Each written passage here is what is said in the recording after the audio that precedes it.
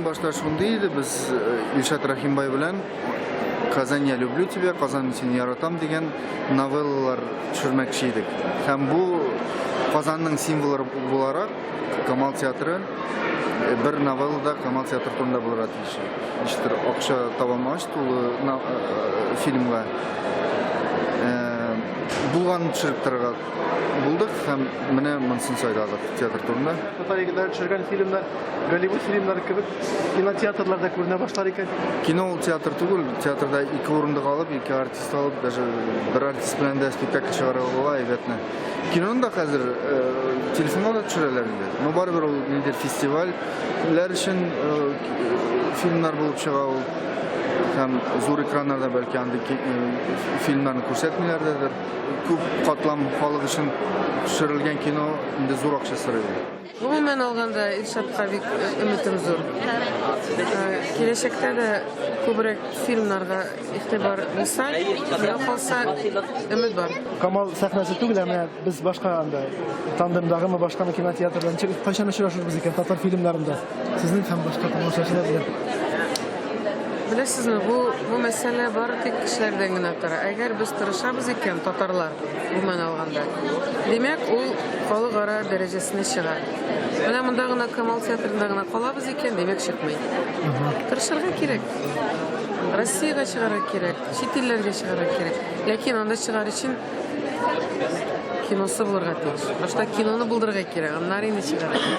Рахимбай үзе бик катышы, аның менә энергиясе һәм аның җүләрлеге ошыда, то ул менә бөтен җан тәне белән бирелә, и вот только за это я его люблю, и иҗаты белән вот танышып бирәбез, и пока все работы его очень нравятся.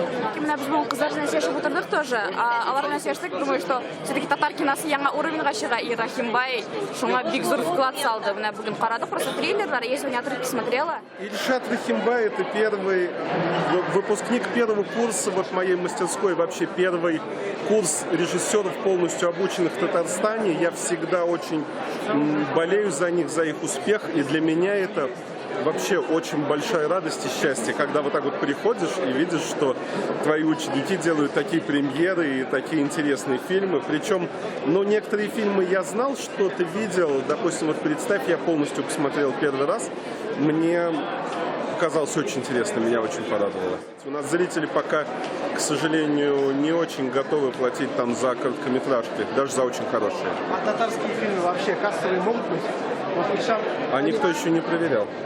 То есть, собственно, в такой вот коммерческий прокат фильм на татарском языке еще не выходил. И я надеюсь, что в этом году как раз несколько фильмов на татарском языке, которые должны попасть в прокат. Ученики готовы, деньги нужны или что еще нужно? Ну, деньги-то всегда нужны. Мировой уровень. Деньги всегда нужны. Сейчас уже и талант есть, и материал есть. Может быть, нужна какая-то критическая масса, которую мы почти набрали. Я бы сказал так, нам сейчас нужно, чтобы татарстанский зритель поверил, что наше кино действительно может быть крутым, и на него можно ходить. И вот такие мероприятия, как эти, они позволяют сделать шаг по направлению к этому. Оно будет копиться, однажды лавина прорвется, и зрители по-настоящему, когда они начнут ходить, вот это будет рождение настоящего прокатного кинематографа татарстанского. Мотор продукт күрсәтә башладылар.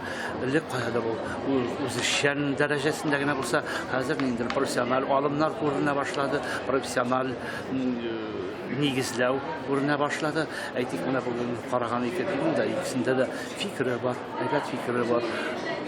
Профессиональ аңлау бар, раскадровка, светотень, артистлар уйнавына ничектер карау, башкача карау, профессиональ карау бар. Менә шулай бик шатландыра, бик сөендерә мине. Менә соңгы вакытта ниндидер без кузгалды, ниндидер хәрәкәт китте. Күренә башлады, бу менә экранга кинолар чыга башлады. Адым сайын алга бара. Әйтик, менә соңгы вакытта миңа бик шаган кинолардан тегелми тапшырылмаган хатлар бик шаган.